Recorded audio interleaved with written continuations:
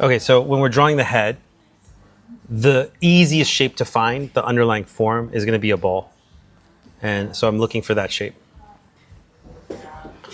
And then from there, what I look for is where the brow line goes across. And it's like right here. And typically that's about halfway through the bowl.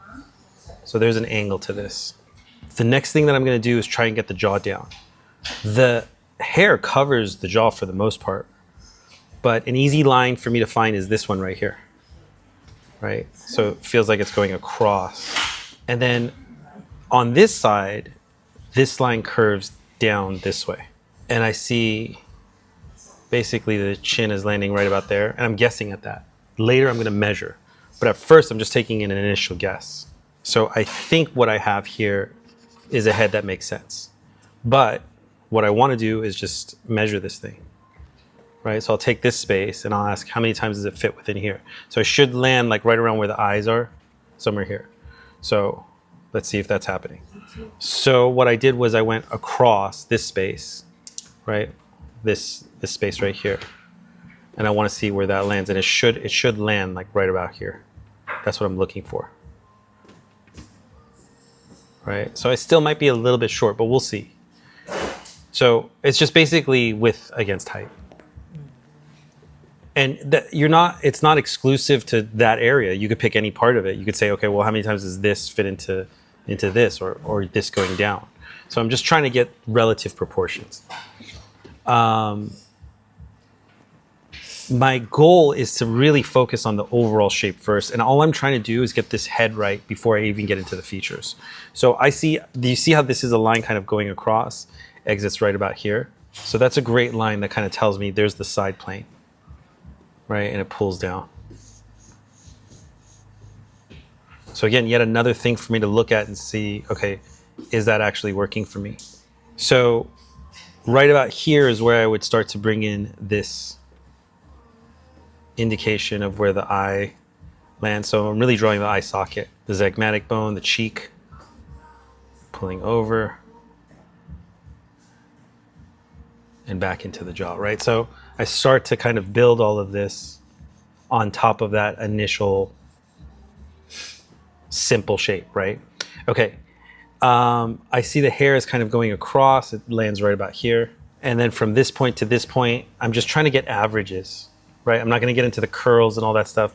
That average line, same thing here, right? So it kind of rolls through here, lands right about here, and goes across. So the idea is to get something down that's really simple and then turn it into something complex. The hair on this side, there's a spacing here, so it pulls across, goes all the way back here. There's a lot of volume. And then this pulls upwards. And again, I'm going to clean up a little bit. So you notice I have this like really structured construction here. And the thing that I'm going to look for at this point is the spacing between here and here. And that line.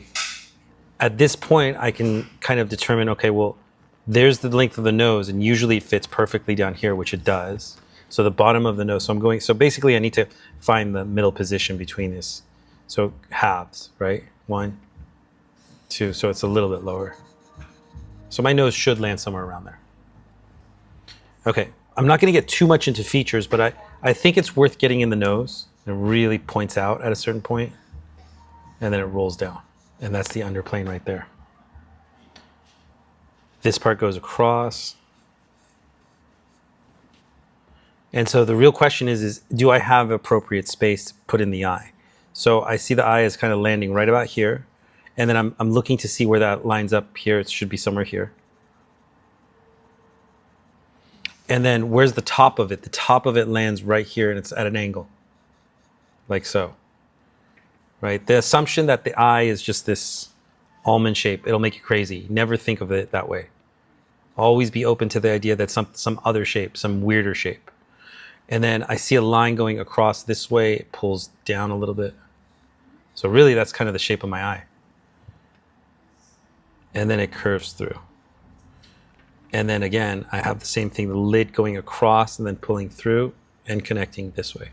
And then there's the placement of the iris. I'm going to drop down. I'm going to ignore this eye. But what I will do is show you where the eye socket is. Otherwise, I'm just getting sucked into details. So in terms of the eye socket, the easiest way to find it is this line going across. And then in relationship to the other eye, where does the brow go? It lifts upwards. So it's going up. Because typically the brow hugs the brow bone. So drawing the brow will help. And then I see this kind of rolling down. And then again, this is kind of rolling across. And there's that socket. So where does the eye go? It's this spacing of one eye over. So it's going to start here. It aligns here. And then same principles. I'm just trying to get a sense of where that belongs, right? And I'll place the exterior lines of the eye so that you know where that is. And what I'm doing is I'm just traveling from one point to the other to get the general shape. And then everything that I did here is applied here. How about the mouth? Well, the mouth we're just going to break down into separate sections. So we're going to separate the chin from the muzzle. So here's the chin. And the first thing that I'm going to try to identify is where the side plane is. And it seems to like line up against this corner right here. Same thing with here, going across, it's like right about here. And let's get the exterior lines out first. So one of the worst things you can do is to try and draw a mouth because it never looks like how you think. So I try to get rid of the idea of drawing a mouth and rather I'm just trying to get the shape that I'm seeing. That feels about right, it's the proper distance, shadow can fit right there.